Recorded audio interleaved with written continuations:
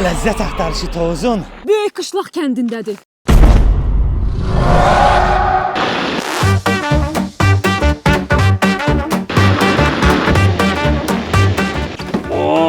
Siz hoş gəlirsiniz.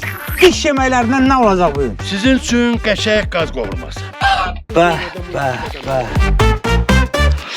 Yeməmişsən qaz ətini. Hardan biləsən ay dərdin alım onun ləzzətini. 300 illik tarixi olan əvəlik supu Böyük Qışlaqda. Tovuzda lağangizdə. Əla. Xanımım, xingəlimiz hazırdır. Hazırdır. Yol verin, xəngəl gəlir.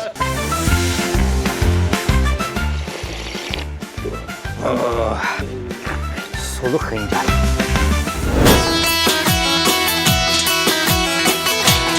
Vay vay vay! Baş sponsor Herbaflora. Sponsorlar Oba Marketlər şəbəkəsi. Simurq toyuqları.